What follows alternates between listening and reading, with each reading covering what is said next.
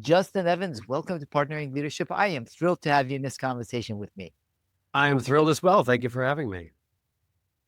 I can't wait to talk about the little book of data, understanding the powerful analytics that fuel AI, make or break careers, and could just end up saving the world. Now, that's a big promise, Justin. But before we get to that, we'd love to know a little bit more about you. Whereabouts did you grow up, and how has your upbringing contributed to who you've become? I grew up in a beautiful town in the Blue Ridge Mountains called Lexington, Virginia, where my father was a professor of English literature at Washington Lee University. And I think the fact that our household was so steeped in literature and it was in the South really affected me in a couple ways.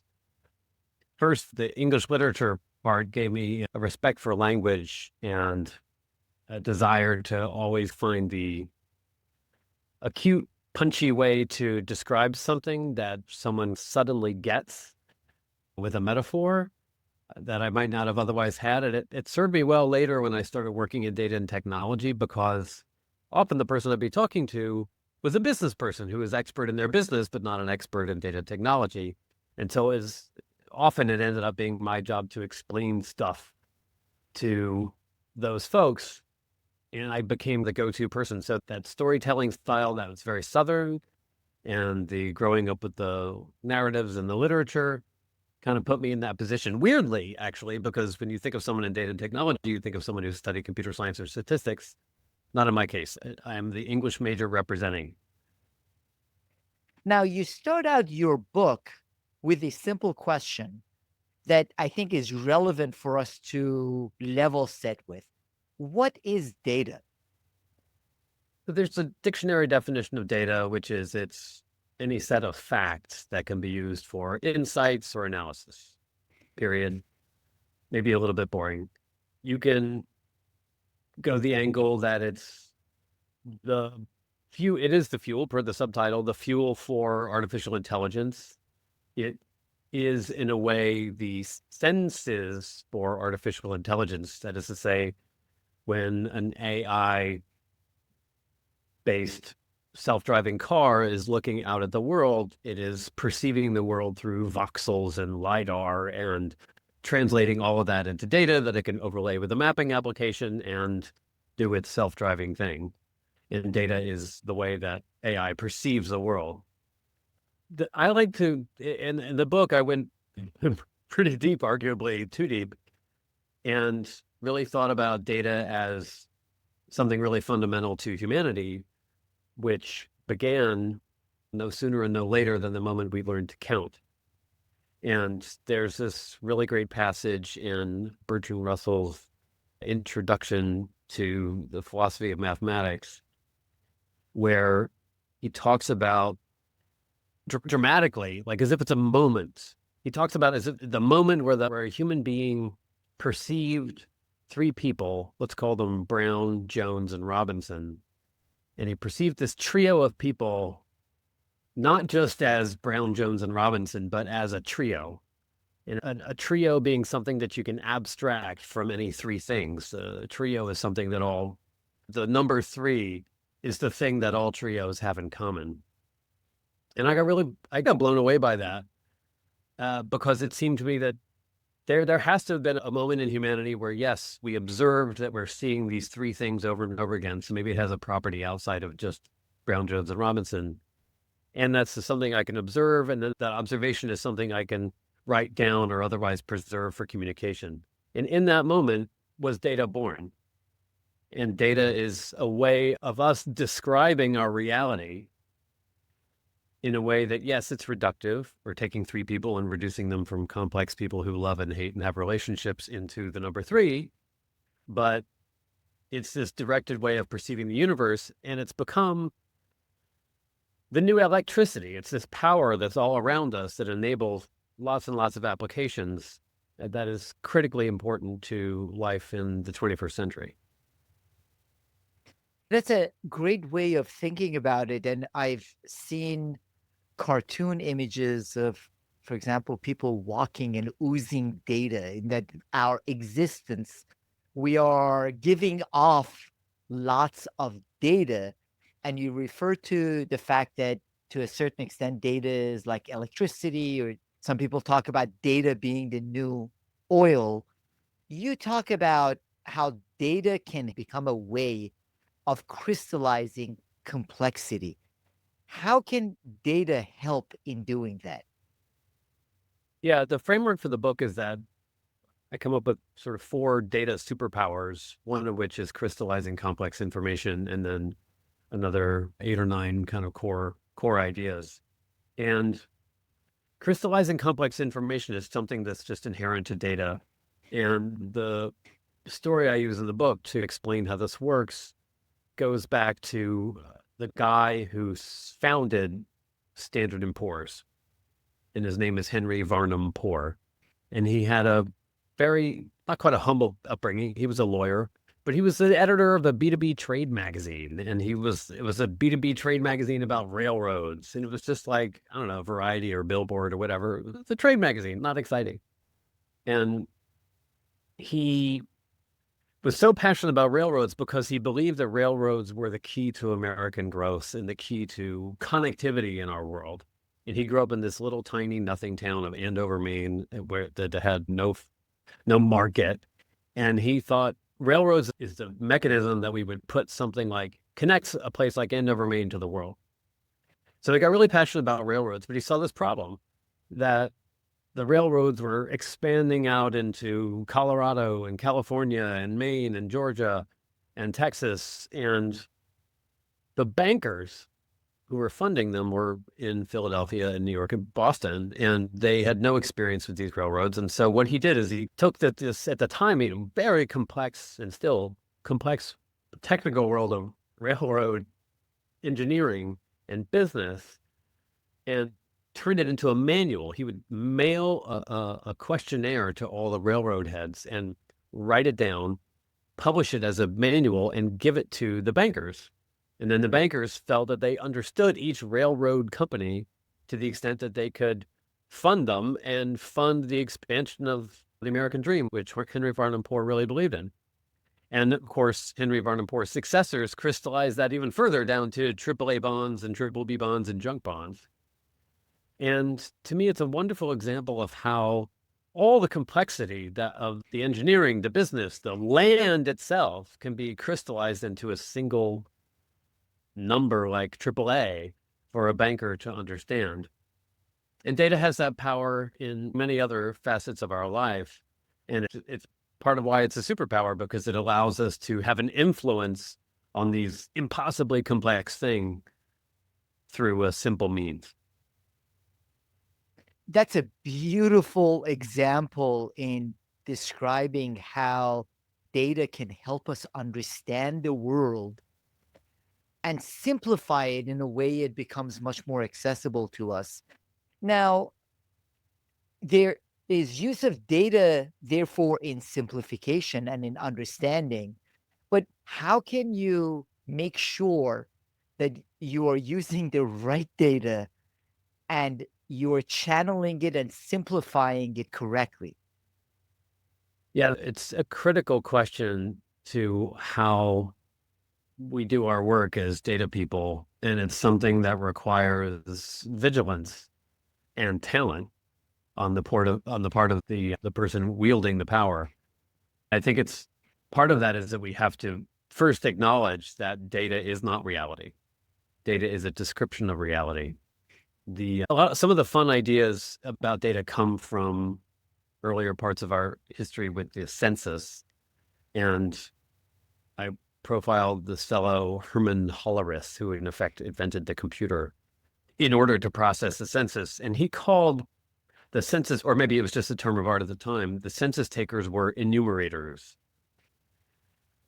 A term I really like for some reason, because it's the job of a person to go into a town, literally to walk into town where there could be a Faulkner novel happening in this town. There are all these issues in history and warfare and whatever, feuds, and they turn it into 1,000 people, 70 are white, 30 are black, Some are rich, some are poor, some have kids, some don't, and they just reduce it to a handful of attributes. And we have to be humble about that act of reductiveness when we do our work. And there's another section of the book where I talk about what makes a good and a bad data person. And I do have some examples of bad data people in the book. But the people who are good are those who have, usually the term is used with lawyers or financiers, but I think the data people have a fiduciary duty to their client. And the client, there's always a moment in the relationship of a data person and a client. And that client could be a paying client or it could be an internal client or just someone you're supporting. And there's a moment where you sit down and you as a data person really have to sit there and understand what the person's trying to accomplish. And in that process, you're trying to see the world through their eyes. And that's when you take on your fiduciary responsibility and you go swimming out into the numbers. And you know that you're going to do well by your client when you're respecting that kind of core vision of what they're trying to accomplish. And there's no magic formula for it. I think it's a matter of talent and skill and care, which is why it's important for people to think about ethics and mission when they are thinking about using data, because you can use it poorly and you can use it wrongly. Absolutely. Now, every client that I deal with, they are in essence awash with data. The question becomes, okay, data is oil, data is electricity. We've got all this data. Where do we go with this? What are the types of questions we ask? What is the type of formulations? The way I think about data, and I admit that this is a personal approach, is I think about data through the lens of innovation versus answering questions. So the way I've used data in my career has been to help companies, but not only companies, nonprofits as well, use data to fulfill their mission and have data be a part of how they do business. And one example I use in the book that I really like, even though it was not my project, it was watching Amazon and for that matter, Walmart from afar, learn how to use their e-commerce data, their online sales data to create an advertising business. And in that sense, two things were happening. One, they are a company who needs growth. Everybody needs growth. They realized that the data they have that where their customers are transacting with them was giving a signal about what other things those people might like to buy. And the fact that those purchases were happening in their internet environment means that not only could they show them ads on those internet pages, but also they could, once the person had seen an ad and then bought something, Amazon and Walmart could go back to the advertiser and say, oh, look, somebody saw your ad and then they bought something, which is the dream of every advertiser. And not only that, but Amazon and Walmart very cleverly built up an advertising business in a way that benefited all their stakeholders, because if the seller of something online is able to put an ad in the e-commerce environment and then have somebody buy more, then in theory, the person who bought more is happier because they found something they wanted. And the person who's selling is happier because they sold more of that thing. And Amazon is happy because they're getting paid on both sides. And it was such a successful model that for Amazon, at least, it became 8% of their whole business. And so I wave my writer's magic wand and say, okay, this is the rule of 8%, that you can generate 8% from data that's lying around in your environment. A nonprofit that I advised for a time was a group called Denver Urban Gardens, who creates community gardens in unused and unattractive land. And they wanted to do a project and have underway a project to measure the impact of putting in an urban garden somewhere. And the point I'm telling by telling this giant story about Amazon and this small community story is that whatever your mission is, there is data lying around that you can use to either measure the impact of putting an urban garden into one corner of your town, or measure the impact of millions of advertising and e-commerce transactions over the course of a year. But the data should be embedded into the organization's mission. And that's how I come at data. It's less, I'm overwhelmed with data, I need to decide yes or no. And in this one instance, I need to make a decision. It's more like, how can I systematically put this into my organization so I'm doing something better and smarter all the time using data? Therefore, what is the advice you give to clients and organizations on how to do that? Where should they get started? Where should they go in order to become more data driven? Two things. One is that the general manager, the leader of the business, is almost always going to have an intuition about how they can use data. It's just a spark. They know their business. They don't know data, but they know their business. So I walk into the room and I say, how do you think you can use data? And I'm going to believe what they say, or mostly believe it. They might not understand the how, but they will usually understand the what. And that's a vision, and that means that they're committed. The second thing to consider is, what kind of data do you have? Every organization exists for a reason. You have conquered, if you exist and have continued to exist, you have conquered some space where some stakeholder cares about you and they like the way you're doing something. You have your audience, you own this space. So your audience and your advertisers are your stakeholders. And once you've conquered that space, that means you have expertise over your stakeholders. You have expertise over this market, or it may even be a geographic location, but you know something about that. And that knowledge means data. And that data can be harvested by you, either by licensing somebody else's data or getting free government data about that thing, or maybe you're going to commit, which is a commitment, to generate data about that thing.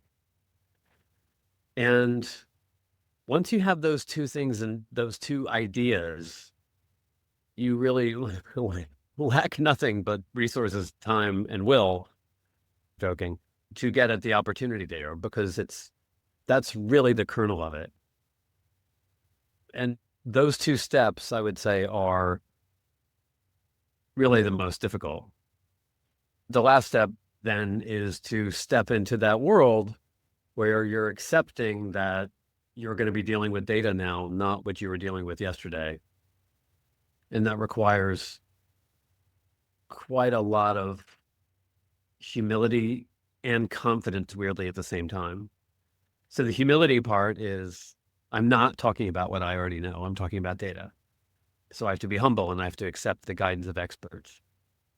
The confidence part is, never, ever let the experts tell you what to do, because you have to be able to translate. This is where people get lost. You have to be able to translate the concept back into business, back into English, or you're being led astray. And you really do see people get enamored with the balderdash and the jargon and the acronyms. And the great client, the great general manager, is one who can firmly be in both worlds at once. The world of their expertise that they're completely confident in, and they demand that their experts translate everything back into, and an acceptance that there are new rules when they're dealing with a new medium, in this case, data and AI.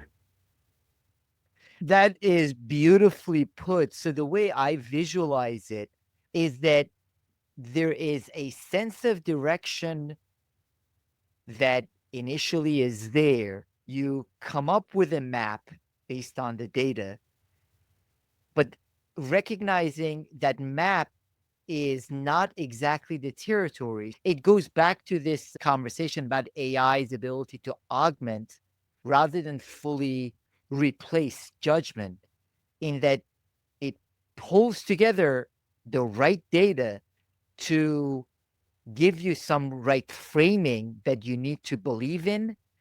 However, it requires your judgment and experience to then decide based on that. Yeah, one of my favorite people that I interviewed in the book, an entrepreneur named Adam Green. And Adam Green's father had died of dementia, but Adam was sure that his father had died of dementia due to loneliness.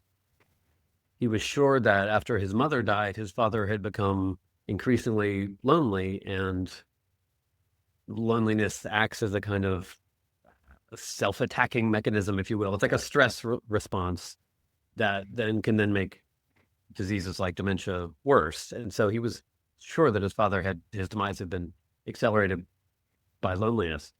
So Adam set out to find a way to score seniors in senior homes and detect whether they were lonely.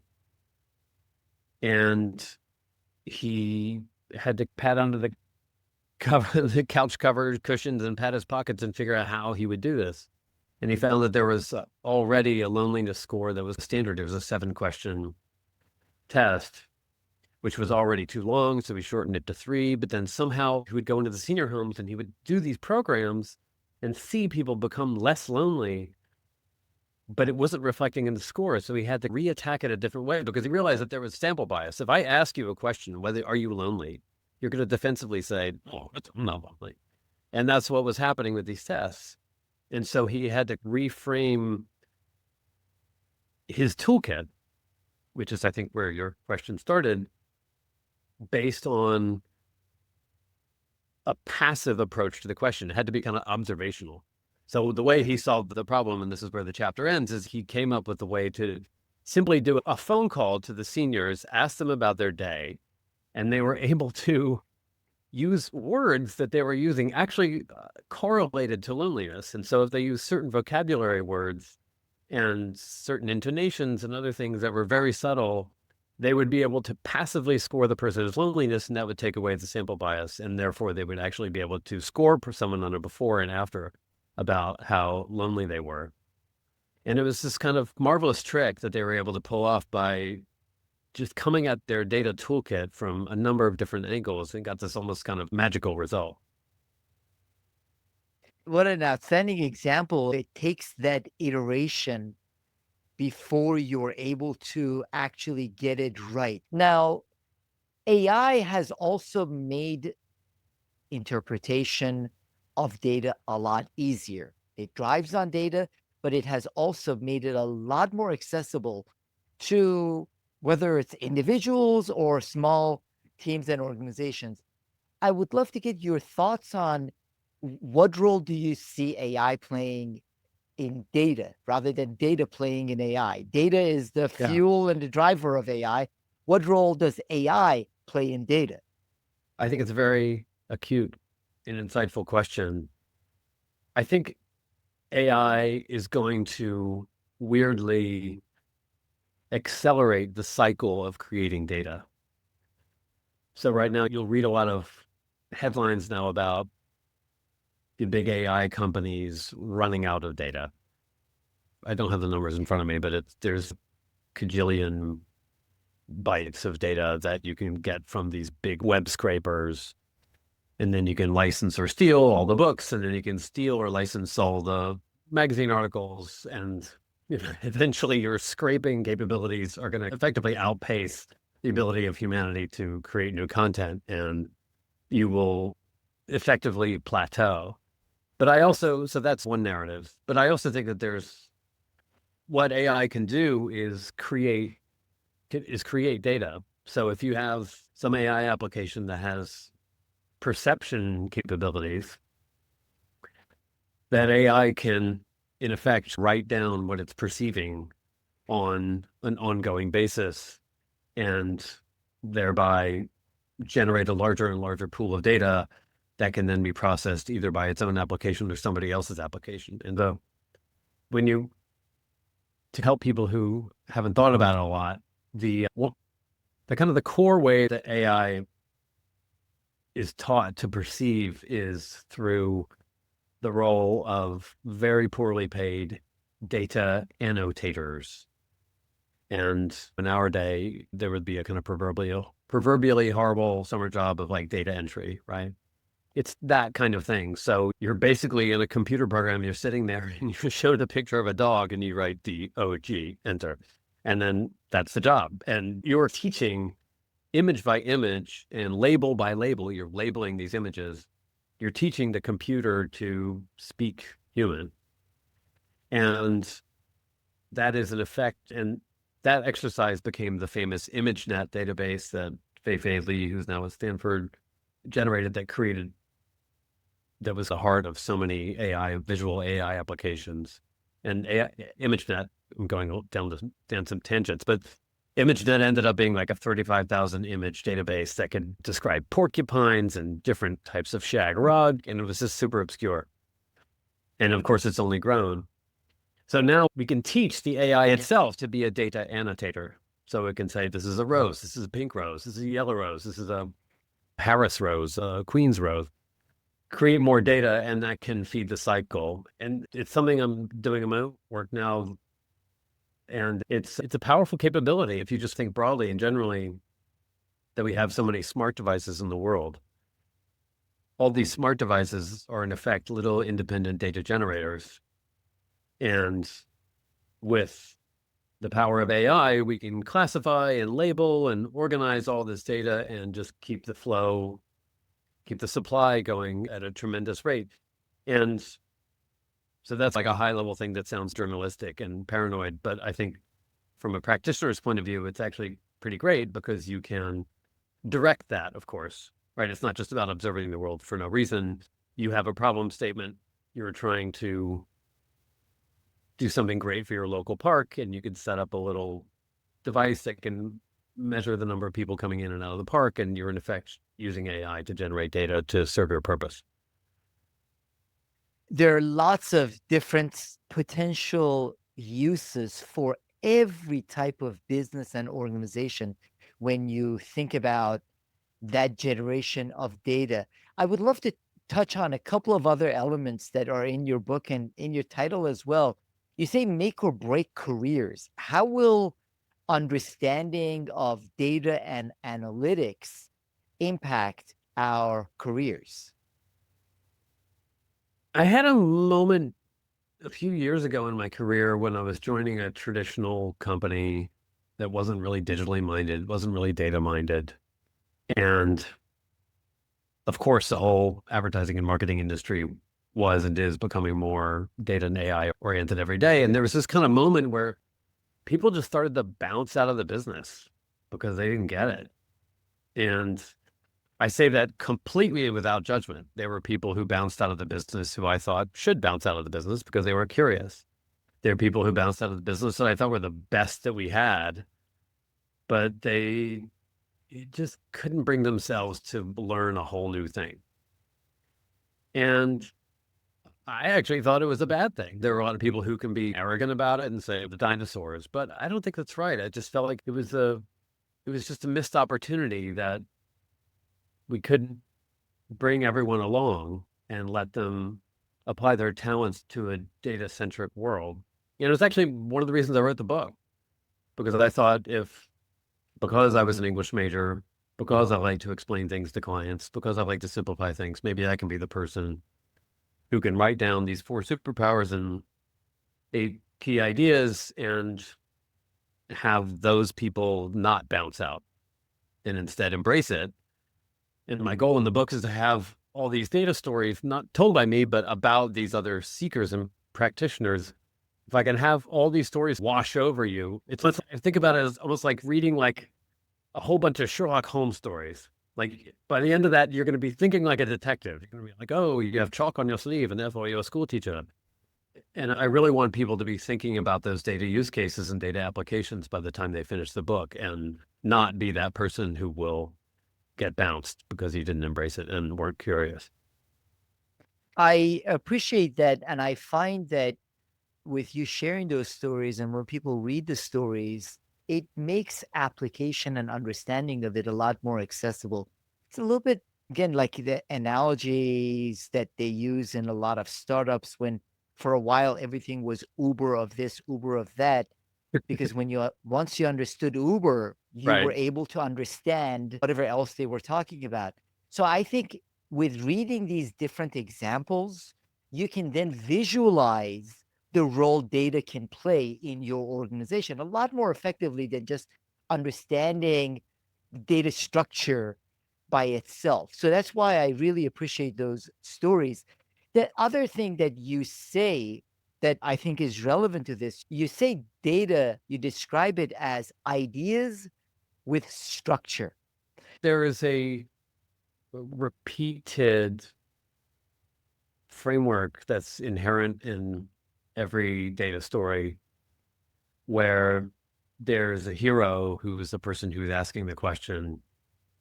They perceive some happy valley in the distance that reflects a world without obstacles in this certain area. And they have these obstacles in front of them that they want to get rid of.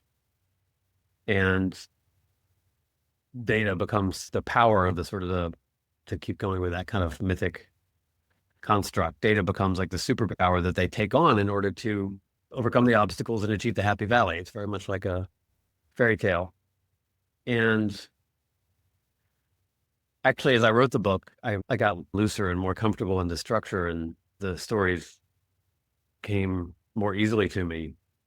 But and often, but it's always about these people solving a problem. One of my favorite people I interviewed in the book was Sharon Green, who is the head of statistics at the Bureau of Communicable Diseases in New York City. And the Bureau of Communicable Diseases is this totally nondescript building in the middle of Queens. And you're so happy that they're there, because what they do is they track like West Nile and leprosy and gonorrhea and salmonella. And they are there to identify these outbreaks and stamp them out. And so Sharon K. Green was the head of this group. And one day in February 2019, she got brought into a room that had this meeting called the Doc of the Week. So the Doc of the Week is they would bring in some expert and they would tell them like what's going on. So one day in February 2019, the Doc of the Week was someone who's like, yeah, there's something happening in China, and it's deadly, and we don't have a test for it, and there is no cure.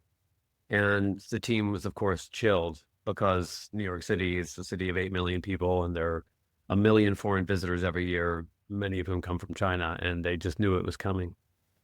And what this team had to do was take a disease that had no test and no cure and figure out a way to identify hotspots and stamp it out. And in this case, it truly was a heroic effort on the part of this team, as they actually just made a very kind of small Herculean effort and 24/7 labor. And I don't think that any of them saw the sun for months and months. And they were dealing with true crisis, with New York City having one of the highest death rates in the world, higher than Delhi, higher than Hong Kong, higher than London. And they realized that they could apply the work they'd done for salmonella to COVID. And all they had to do is, so the main way you detect a hotspot is you take some space, a square mile of New York City, and you say, how often does somebody get salmonella in a square mile of New York City? And let's say it's 1% of the time. And then if you have a month where 2% of the population is getting salmonella, then you know you have a hotspot. And then they send in a team, and the team does an investigation. So how could they apply that to COVID, where there is no trend? There is no baseline. They don't know the 1% thing. And it sounds very simple in retrospect, but what they figured out how to do was to take the positive testing proportion. In other words, if the average across New York City was 4% testing positive, but in a period of time in a space, there was 8% positive testing, then they knew they had a hotspot. And by the way, they had to persuade the city authorities that this was the right way to approach it, which was no easy matter.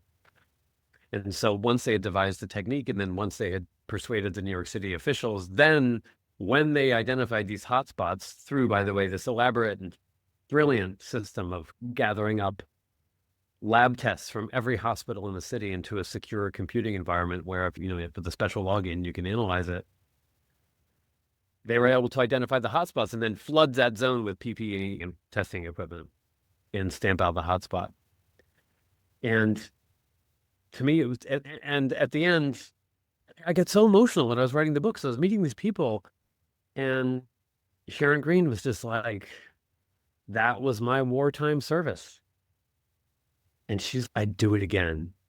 What a badass. She was such a badass. And she was like this, she was 5'6" with a PhD. She didn't look like a badass. She just was the baddest of the badasses. And I just love meeting those people. And it really felt truly heroic to me what some of these people's work was. That is beautiful. And it goes to the point that you make that data could just end up saving the world as well. Now, would love to get your thoughts, Justin. What is one shift you hope every leader makes after reading your book or after listening to this conversation with respect to data and leading with data in their team and organization? I believe that data is latent in every organization, and its use is latent in every organization to unleash growth. And it doesn't necessarily mean growth in sales, though, of course, or profit, but of course, it could be a nonprofit, it could be an academic mission, it could be a social mission. And I think the data is there to help you achieve your goals. And my sense of mission personally is, can I help you see that opportunity? And if nothing else, feel confident after or by reading the book that you won't be intimidated. And I think that's a real issue. I think that people have 4 levels of data denial. The first is that it doesn't really affect me. The second is that this is really intimidating. And the third is, even if I can get over my intimidation, it's too hard for me.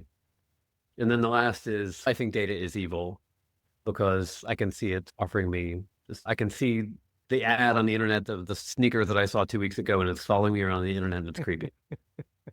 And if you can get through those 4 things, and then you can get confident, that's what I want. I personally have experienced many times in my career the data bully. There's someone who knows more than you do, and they want to feel big by making you feel small. And they're going to use all the acronyms, and they're going to dazzle you. And really what they want is for you to walk away thinking, that guy knows more than me. I'm going to leave him alone. And it gets back to my prescription for leaders that you have to be able to translate these data ideas into English and into business and into your own language, because there is no data concept too complex for you to do that. And once you've taken on that confidence and that fluency and that power, you are in a position to capture your 8% growth. You're in a position to use data to fulfill your mission more.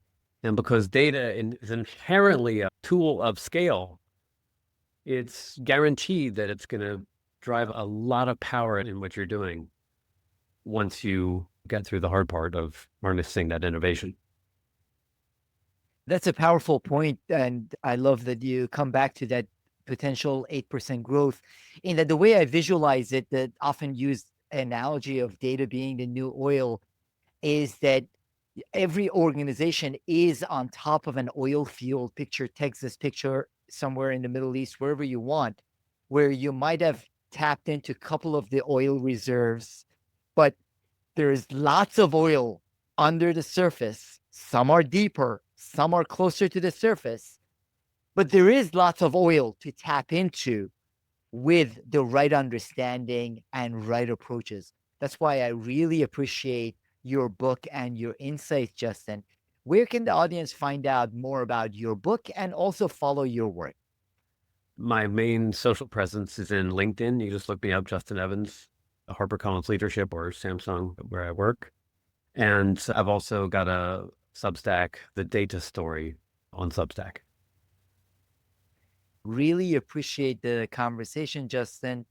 And your book, The Little Book of Data, because it does help leaders understand the power of the analytics that fuel AI, as you put in the title, but also make it a lot more accessible through the stories that you tell. Thank you so much for this conversation, Justin Evans. A real pleasure. Thank you so much.